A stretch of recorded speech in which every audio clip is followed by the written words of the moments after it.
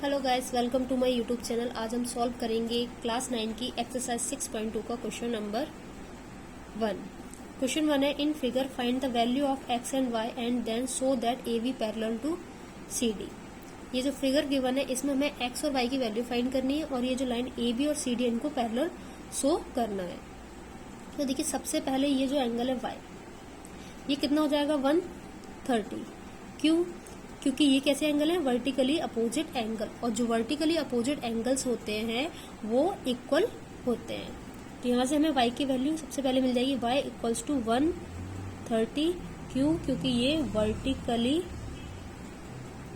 Vertically opposite angles हैं।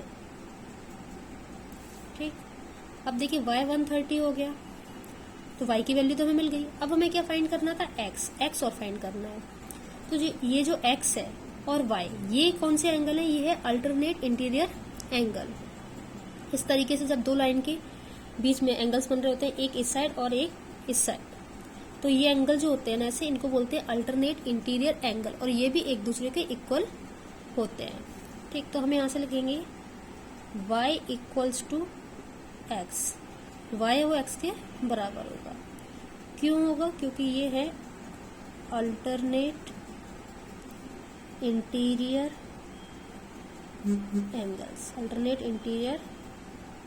Angles.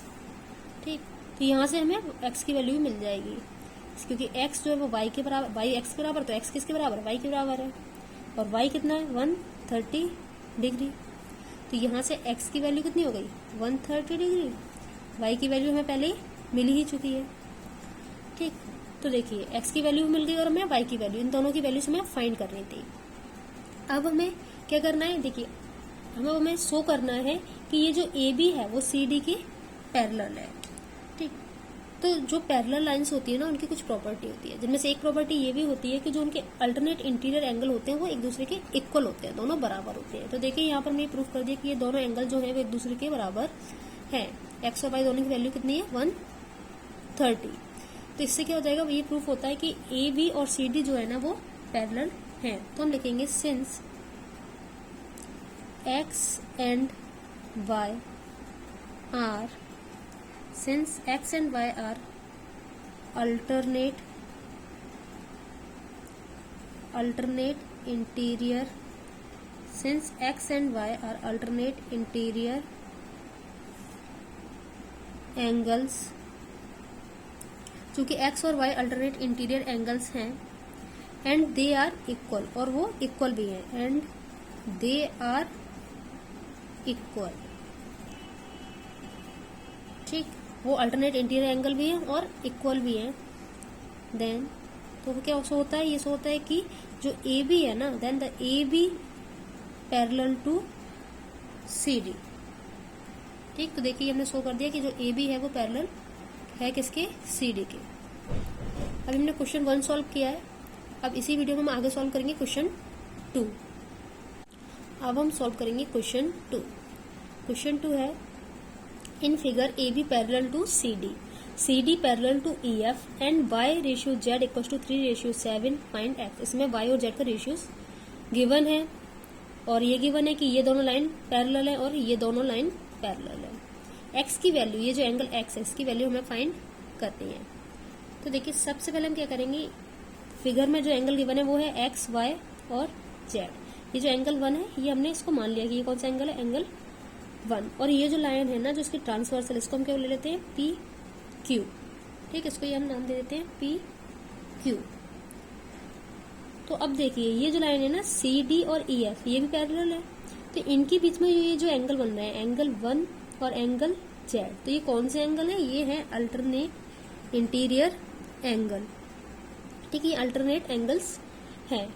तो सबसे पहले हम लिखेंगे since C D and E F, since CD and EF, since CD and EF are parallel। ठीक, CD and EF कैसे हैं, पैरेलल है। तो हम इसको ऐसे भी लिख सकते थे, C D parallel to E F. ठीक है, इस तरीके से भी हम लिख सकते थे, since C D and E F are parallel, ये पैरेलल है। ठीक, और ये जो पी क्यू है ये क्या है, transversal, and P Q is transversal, P Q is transversal. ठीक, C D and E F are parallel and P Q is transversal. आप इनमें से कोई भी एक चीज लिख लीजिएगा, या तो इस तरीके से लिख लीजिएगा या फिर C D parallel to F direct ऐसे लिख लीजिएगा। And P Q is transversal, P Q क्या है, ट्रांसवर्सल है। ठीक, तो ये जब ट्रांसवर्सल है तो ये जो एंगल है ये कैसे एंगल हो गए, अल्टरनेट एंगल्स। एंगल वन जो है ना, एंगल वन वो किसके बराबर हो जाएगा, एंगल जेड के बराबर। क्यों हो जाएगा, क्योंकि ये जो है वो अल्टरनेट एंगल्स हैं। ठीक, अल्टरनेट इंटीरियर एंगल जो होते हैं वो एक दूसरे के इक्वल होते हैं, तो एंगल वन जो है वो एंगल जेड के बराबर हो जाएगा। ठीक, अब देखिए ये जो एंगल है y और वन, एंगल y और एंगल वन, ये एक लाइन पर बन रहे हैं ना, एक स्ट्रेट लाइन पर, तो ये कैसे हो जाएंगे, लीनियर पेयर। ठीक, तो इसमें हम क्या लिखेंगे, देखना, angle y plus angle one equals to 180। क्यों हो जाएंगे, क्योंकि ये है लीनियर पेयर, ये लीनियर पेयर है। अब वन को हम क्या लिख सकते हैं, जेड, क्योंकि वन जो है वो जेड के बराबर है, तो ये हो जाएगा angle y plus angle z equals to 180 degree. ठीक, अब इन दोनों का सम हमें कितना मिल गया, 180। इन दोनों एंगल का सम है 180। और क्वेश्चन में क्या गिवन है, क्वेश्चन में हमें गिवन है इनके रेशियो। क्वेश्चन में क्या गिवन है, इनके रेशियो। क्वेश्चन में है, सॉरी, y रेशियो z कितना है, 3:7। तो y का पार्ट कितना होगा, 3, और z का पार्ट कितना होगा, 7। अब हम लिखेंगे the sum of ratio, so the sum of ratio, उनके रेशियोज का सम कितना है। तो 3 + 7 किया तो कितना आ गया, 10। तो टोटल कितना है, 10, जिसमें से y का पार्ट कितना है, 3, और दोनों एंगल का सम कितना है, 180। तो इस तरीके से हम y की वैल्यू फाइंड कर लेंगे। y का पार्ट कितना है, 3, टोटल कितना है, 10, y और z का रेशियोज गिवन है ना, और y और z का सम कितना है, 180, तो 180। अब इसको सॉल्व करके हम निकाल लेंगे क्या, y की वैल्यू। ठीक, तो देखिए ये इससे कट हो गया, कितना जा, 18 जा, तो कितना आ जाएगा, 3 का इंटू 18 से करेंगे तो हमारा आ जाएगा 54 डिग्री। ठीक, तो ये हमें किसकी वैल्यू मिल गई, y की। अब हम फाइंड करेंगे इसी तरीके से किसकी, z की वैल्यू। तो z का जो पार्ट है ना वो कितना है, 7, तो 7 और टोटल है 10। एंगल का टोटल कितना, सॉरी, सम कितना है इनका, 180। इनके जो एंगल्स है ना उनका सम कितना आ रहा है, 180 डिग्री। अब इसको भी सॉल्व करेंगे हम, तो ये हो जाएगा, ये भी 18 से कट हो गया। अब ये हो जाएगा 7 इंटू 18, 18 7 जा कितना होता है, 18 7 जा होता है 126, और ये हो गया डिग्री। तो इस तरीके से हमें z की भी वैल्यू मिल गई। y की वैल्यू कितनी आई, y की वैल्यू है 54, और z की वैल्यू कितनी आई, 126। अब ये देखिए, अब हमें वैल्यू किसकी फाइंड करनी है, हमें वैल्यू फाइंड करनी है x की, है ना। तो ये जो x है, x और y, x और y, ये कैसे एंगल है, ये है कंसेक्यूटिव इंटीरियर एंगल्स। और ये कैसे होते हैं, ये सप्लीमेंट्री होते हैं, मतलब इन दोनों एंगल्स का जो सम होता है ना वो होता है 180 डिग्री। तो ये है कंसेक्यूटिव इंटीरियर एंगल्स, ठीक है। और ये कैसे होते हैं, सप्लीमेंट्री होते हैं। तो ये जो एंगल है वो किस लाइन के बीच में बन रहे हैं, AB और CD, और AB CD लाइन कैसी है, वो पैरेलल है। तो अब हम लिखेंगे since AB parallel to C D, A B जो है वो सी डी के पैरेलल है, and P Q is transversal, P Q जो है वो क्या है, ट्रांसवर्सल है।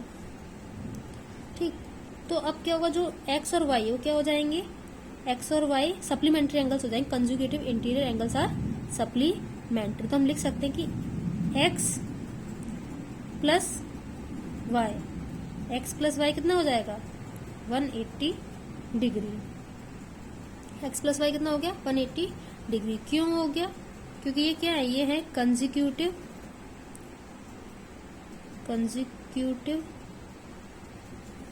इंटीरियर